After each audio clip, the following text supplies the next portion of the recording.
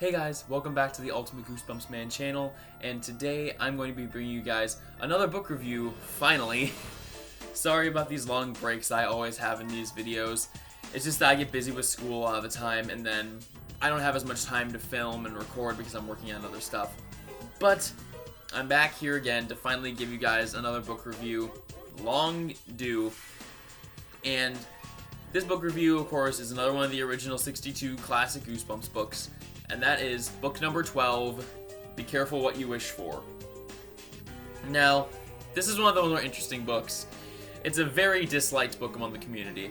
I've seen pretty much everybody I've talked to pretty much has said they hate this book flat out. And after reading it, I understand why. This is not a great book by any stretch of the imagination. Definitely one of the weaker ones of the series. And there's just many reasons as to why that is. But before I get into that, I'm just going to get into a basic plot synopsis, as I usually do with these reviews. So, Be Careful What You Wish For follows a girl named Samantha Bird, who is this very klutzy, very just kind of accident-prone person. And she is often bullied a lot in her school, mainly by her kind of rival main bully character named Judith. And Judith is just a horrible kid throughout the whole book. She's just one of the most cruel bullies, I think, in this series. And it's really kind of, it is sad to see how horrible she treats Samantha.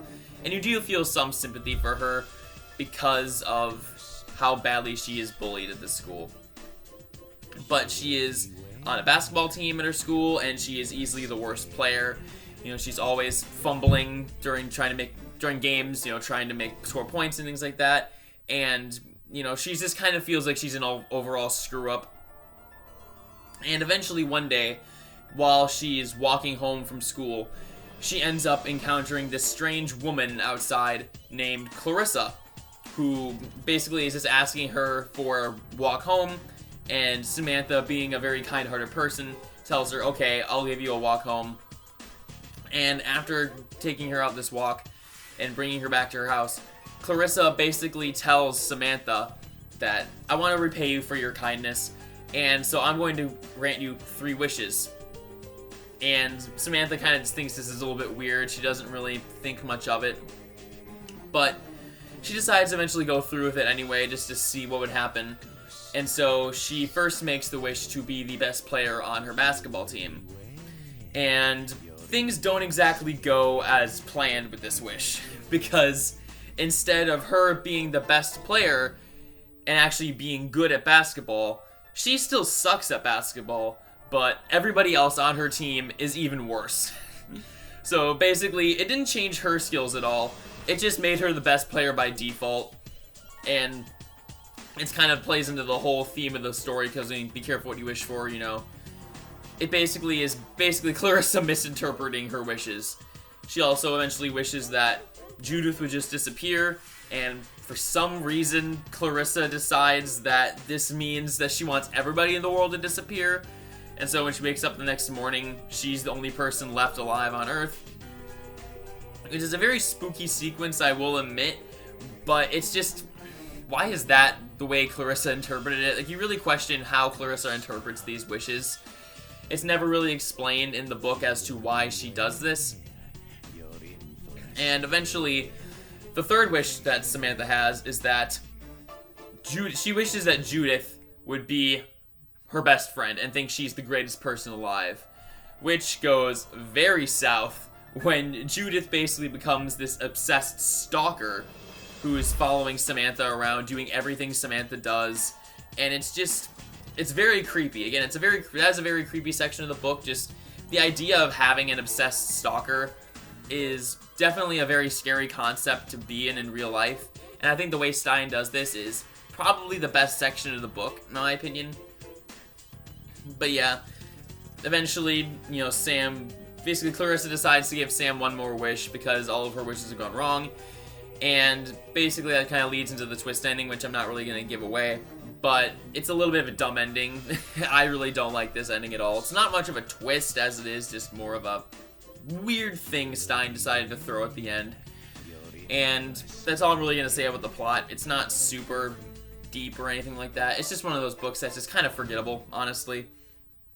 While I said that Samantha Bird is a very relatable character and she's very sympathetic a lot of the time, she also tends to be kind of annoying, you know, her being a klutz and being a constant screw-up. She's just, I don't know, she's not the best character of Goosebumps, even if she does have some of those sad, relatable moments. It almost feels like she was trying to be another Carly Beth after the success of The Haunted Mask, but it just doesn't work in my opinion. I doubt that's the reason why, but she feels very similar to Carly Beth in some ways. It's just not as effective at all. But, yeah, Samantha's okay. Judith, again, is just another very unlikable bully character. She just doesn't really get many redeeming moments throughout this book at all. You know, she's just constantly rude to Samantha. And even when she becomes her friend, she just becomes this creepy, obsessed stalker. And it just, again, it doesn't work in my opinion. I think that Clarissa is very fun, though. I do like Clarissa as the kind of villain, I guess. Even though she is more of a kind-hearted person, she's more of a, I don't know what you want to call it. I wouldn't really consider her a villain, per se, because she's not evil with any of her intentions. She's doing this out of the goodness of her own heart to thank Samantha for helping her, but it's just that she is very bad at granting wishes, and all of Samantha's wishes just go awry because I guess Clarissa is just that incompetent at her job. And, yeah, that's like, I think she's still very fun. I do think the episode does her better.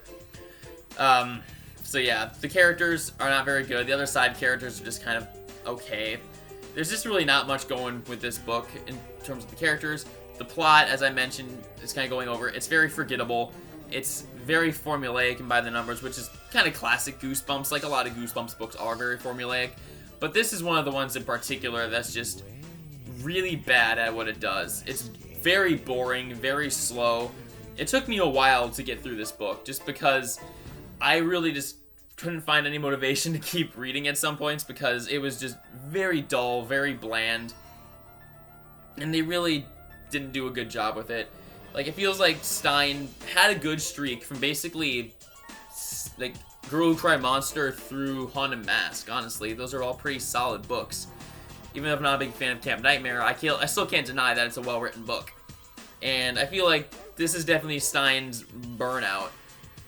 Like, just this one little weird burnout portion in between a set of books. Because, as you'll see in future reviews, the next two books after this one, I think are genuinely great. So, I don't know what happened when Stein was writing this book, but it just does not work at all for me. And it's a pretty bad book. You know, again, I said the twist ending, or just the ending in general, it's not really a huge twist, but it's just very silly and dumb, and just, it doesn't work out for me at all.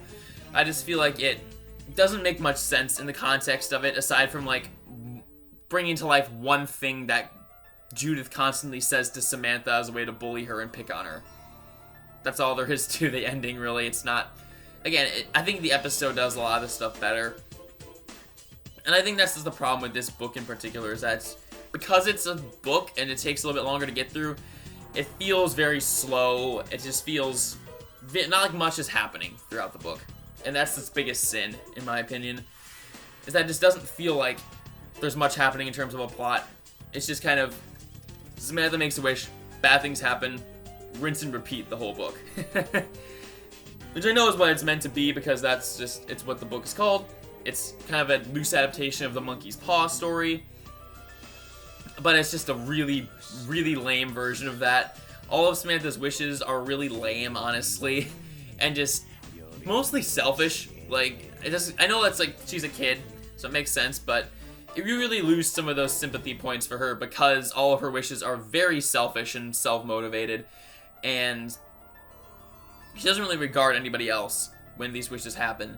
Even though she does still kind of feel bad when the things go differently than how she planned, it just doesn't make a lot of sense in my opinion. So, yeah, again, it's a very dull book. I don't really have much else to say on it. It's just, I don't know. It's definitely a weak link in a line of great books coming up, and definitely kind of a dull point between Haunted Mask and Piano Lessons Can Be Murder, which is the next book, which I think is a genuinely great book, and I'll get into that more when I go to that review. But this definitely is just a bit of a drop-off for a little bit here. I don't know, what Stein was thinking with this book.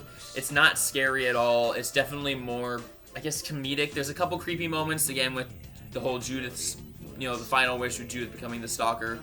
There's some good moments there, but everything else about it is played more as a joke. And it's just, again, the characters are annoying. It's boring. I can't really say much else about this book. It's just very bad throughout this whole thing. And honestly, like, as much as I usually say I don't recommend skipping any books in the series, because even the bad ones still have some charm, this is one I would say just skip if you're gonna just wanting to read some Goosebumps for the first time, if you're like a first-time reader, or you're just, wanting to get back into Goosebumps after you haven't read it in a long time. I just would not recommend this book. It is just a really weak one, as I keep mentioning. And I feel like this would not restore your faith in the series if this is the first thing you read back as an adult, if you're revisiting Goosebumps. So, yeah, if you're revisiting it as an adult, just skip out on it. Maybe a kid would like it more, but I feel like this is just kind of a nothing burger. So, yeah, probably skip it. I give this like 2 out of 10 stars, honestly. It's pretty bad. Like, really bad, actually. And also this cover is just kind of lame. I know that's not really what we're judging the book on here, but just going off the cover, it's not that interesting. So yeah, that's really all I gotta say about Bakura 40 Wish Wars book. I gotta thank you guys all so much for watching. If you like this video, please just leave a comment what your thoughts are about this book. I'd be curious to hear your opinions on it, if they differ from mine, if they're similar to mine. I love to hear you guys' opinions on these books that I review, or episodes, or whatever I do. So yeah, please comment your thoughts on this book below, and I'll be coming back to you soon with my episode review for this, so make sure to keep an eye out for that. But for now, I just want to thank you guys all so much for watching, and I'll see you in the next video. Bye.